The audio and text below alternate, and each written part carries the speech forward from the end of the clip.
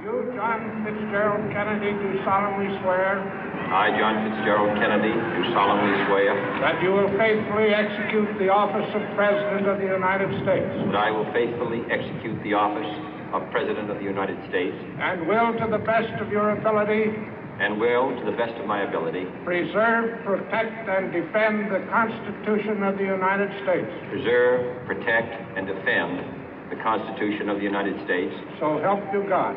So help me God.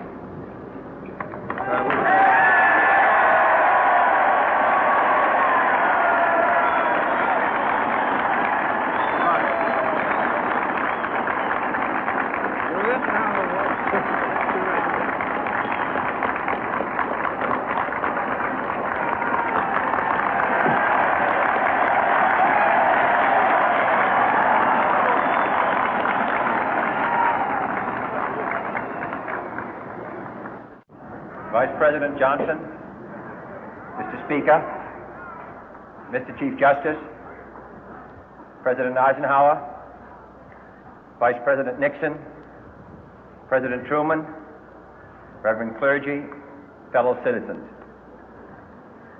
We observe today not a victory of party, but a celebration of freedom, symbolizing an end as well as a beginning, signifying renewal as well as change. For I have sworn before you and Almighty God the same solemn oath our forebears prescribed nearly a century and 3/4 ago. The world is very different now, for man holds in his mortal hands the power to abolish all forms of human poverty and all forms of human life. And yet the same revolutionary beliefs for which our forebears fought are still at issue around the globe. The belief that the rights of man come not from the generosity of the state, but from the hand of God. We dare not forget today that we are the heirs of that first revolution. Let the word go forth from this time and place to friend and foe alike that the torch has been passed to a new generation of Americans born in this century, tempered by war, disciplined by a hard and bitter peace, proud of our ancient heritage, and unwilling to witness or permit the slow undoing of those human rights to which this nation has always been committed and to which we are committed today at home and around the world.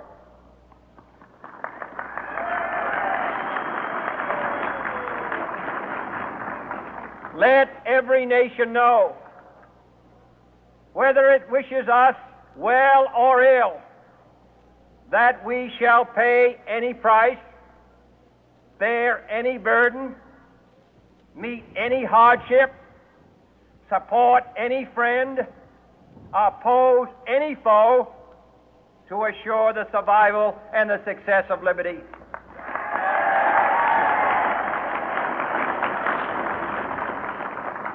This much we pledge and more. To those old allies whose cultural and spiritual origins we share, we pledge the loyalty of faithful friends. United, there is little we cannot do in a host of cooperative ventures. Divided, there is little we can do, for we dare not meet a powerful challenge at odds and split asunder. To those new states whom we welcome to the ranks of the free, we pledge our word that one form of colonial control shall not have passed away, merely to be replaced by a far more iron tyranny. We shall not always expect to find them supporting our view, but we shall always hope to find them strongly supporting their own freedom, and to remember that in the past, those who foolishly sought power by riding the back of the tiger ended up inside.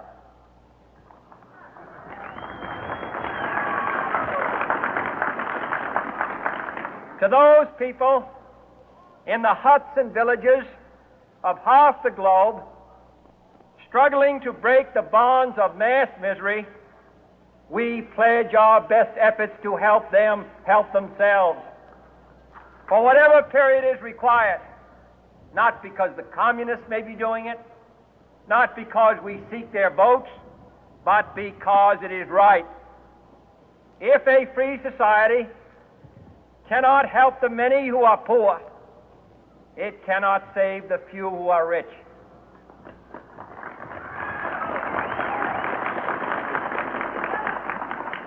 To our sister republics south of our border, we offer a special pledge to convert our good words into good deeds, in a new alliance for progress, to assist free men and free governments in casting off the chains of poverty. But this peaceful revolution of hope cannot become the prey of hostile powers. Let all our neighbors know that we shall join with them to oppose aggression or subversion anywhere in the Americas.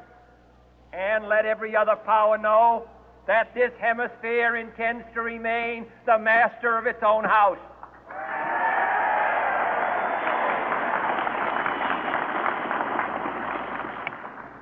To that World Assembly of Sovereign States, the United Nations, our last best hope, in an age where the instruments of war have far outpaced the instruments of peace, we renew our pledge of support to prevent it from becoming merely a forum for invective, to strengthen its shield of the new and the weak, and to enlarge the area in which its writ may run.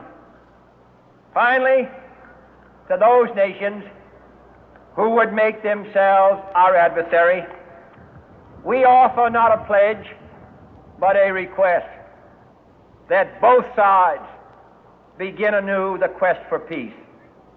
Before the dark powers of destruction, unleashed by science, engulf all humanity in planned or accidental self-destruction, we dare not tempt them with weakness, for only when our arms are sufficient beyond doubt can we be certain beyond doubt that they will never be employed. But neither can two great and powerful groups of nations take comfort from our present course, both sides overburdened by the cost of modern weapons, both rightly alarmed by the steady spread of the deadly atom, yet both racing to alter that uncertain balance of terror that stays the hand of mankind's final war. So let us begin anew, remembering on both sides that civility is not a sign of weakness, and sincerity is always subject to proof. Let us never negotiate out of fear, but let us never fear to negotiate.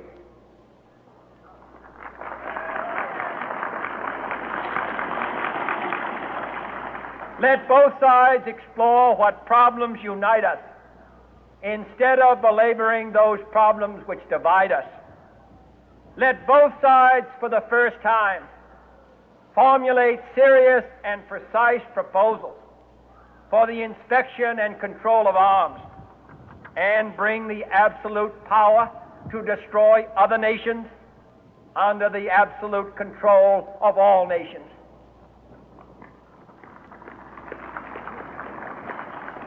Let both sides seek to invoke the wonders of science instead of its terrors.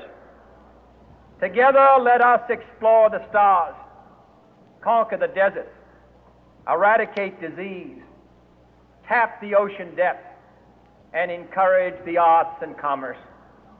Let both sides unite to heed in all corners of the earth the command of Isaiah to undo the heavy burden and let the oppressed go free.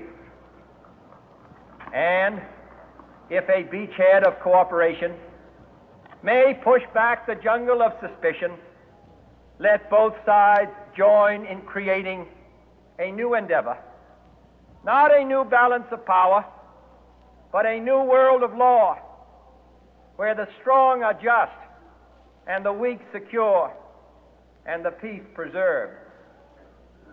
All this will not be finished in the first 100 days, nor will it be finished in the first 1,000 days, nor in the life of this administration, nor even perhaps in our lifetime on this planet.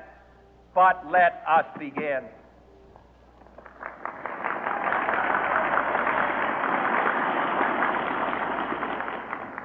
In your hands, my fellow citizens, more than mine, will rest the final success or failure of our course.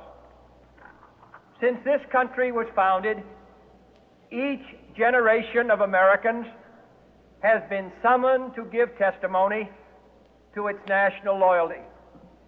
The graves of young Americans who answered the call to service surround the globe. Now the trumpet summons us again, not as a call to bear arms, though arms we need, not as a call to battle, though in battle we are, but a call to bear the burden of a long twilight struggle, year in and year out, rejoicing in hope, patient in tribulation, a struggle against the common enemies of man, tyranny, poverty, disease, and war itself. Can we forge against these enemies a grand and global alliance, north and south, east and west, that can assure a more fruitful life for all mankind? Will you join in that historic effort?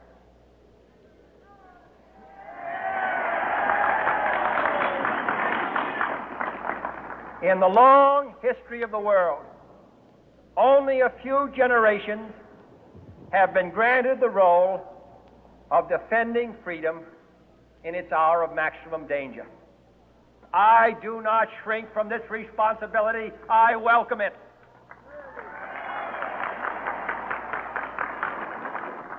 I do not believe that any of us would exchange places with any other people or any other generation.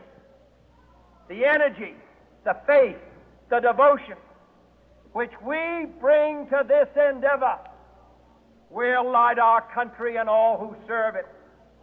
And the glow from that fire can truly light the world. And so, my fellow Americans, ask not what your country can do for you. Ask what you can do for your country.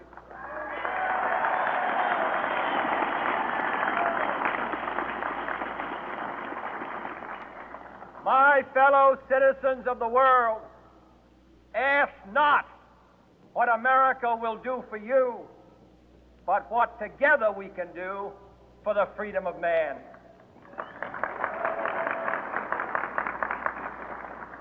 Finally, whether you are citizens of America or citizens of the world, ask of us here the same high standards of strength and sacrifice which we ask of you.